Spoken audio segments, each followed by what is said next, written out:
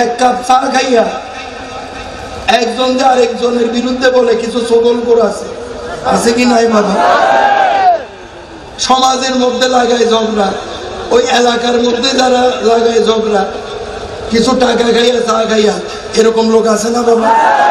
এখন রাগ হইলে হোক না, গীবতের বিরুদ্ধে বলতেছি, কারো গায়ের উপরে বললে আমার কিছু যাবে আসবে?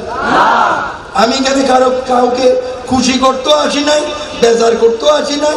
আমি এখানে এসেছি কোরআন সুন্নাহর বয়ান করতে, সেটা করে যাব।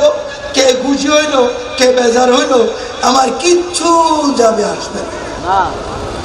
যেটা হক, যেটা সত্য, সেটা আমাকে বলতেই হবে।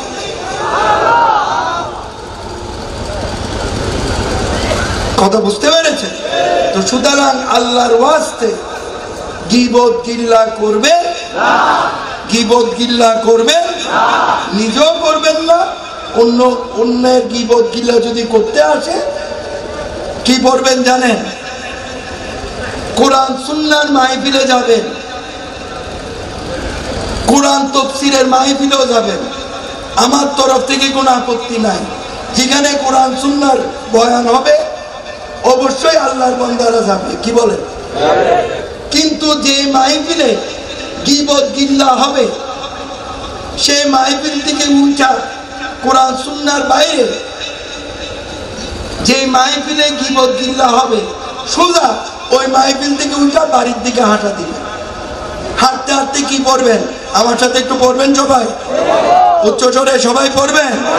পড়েন, তওবা, আস্তাগফিরুল্লাহ, লা হাওলা ওয়ালা কুওয়াতা ইল্লা বিল্লাহিল আলিয়্যুল আযীম।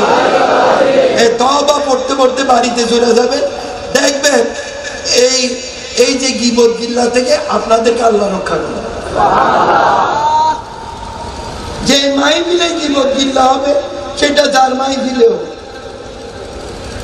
সোজা সেখান থেকে ওইটা, কারণ গিয়েছেন কোরআন সুন্নাহর বয়ান শুনতে, গীবত গিল্লা শুনতে গিয়েছেন।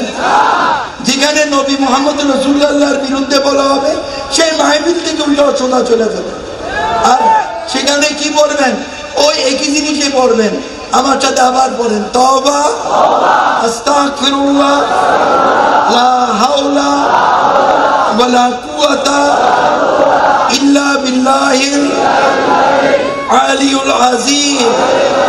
সবার আওয়াজকে আল্লাহ কবুল করুন, সবার তওবাকে আল্লাহ কবুল করুন, গীবত গিল্লা থেকে আল্লাহ সবাইকে হেফাজত রাখুন।